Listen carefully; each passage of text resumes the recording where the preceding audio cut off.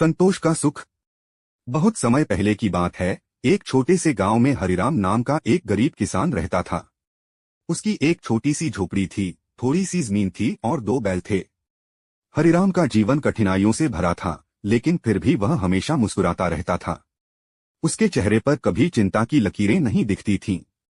गांव के लोग अक्सर हैरान होते कि इतनी गरीबी में भी हरिराम इतना खुश कैसे रहता है। एक दिन गांव का सेठ, जो बहुत अमीर था लेकिन हमेशा परेशान और चिंतित रहता था, हरिराम से मिलने आया।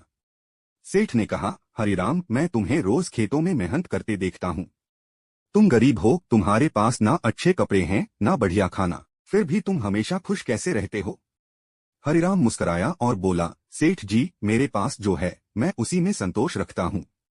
मैं रोज मेहनत करता हूँ, ईमानदारी से कमाता हूँ और भगवान का धन्यवाद करता हूँ। सेठ को उसकी बात पर यकीन नहीं हुआ। उसने कहा, मैं तुम्हें आज एक पोटली सोने की देता हूँ।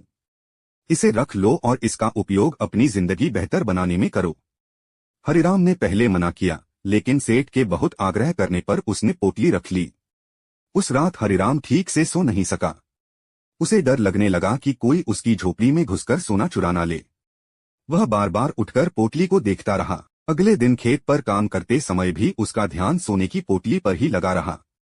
कुछ दिन ऐसे ही बीते और हरिराम पहले जैसा खुश नहीं रहा। उसकी हंसी गायब हो गई थी और चेहरे पर चिंता साफ झलकने लगी थी। एक दिन वह सेठ के पास गया और बोला, सेठ जी, यह पोटली लीजिए। जब तक यह मेरे पास थी, मैं चैन से ना सो सका ना हंस सका। पहले मेरे पास कुछ नहीं था, लेकिन मैं संतुष्ट था। अब सब कुछ होते हुए भी मेरे जीवन से सुख चला गया है। सेठ ने चुपचाप पोटली वापस ले ली और सोच में पड़ गया।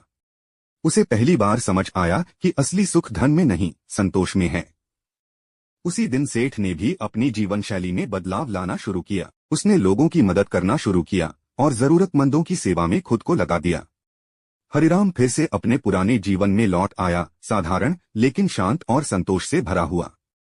और सेठ भी अब पहले से अधिक शांत और सुखी महसूस करने लगा। छोटे छोटे पलों में संतोष ढूंढ लेता है, तभी वह असली खुशी का अनुभव करता है।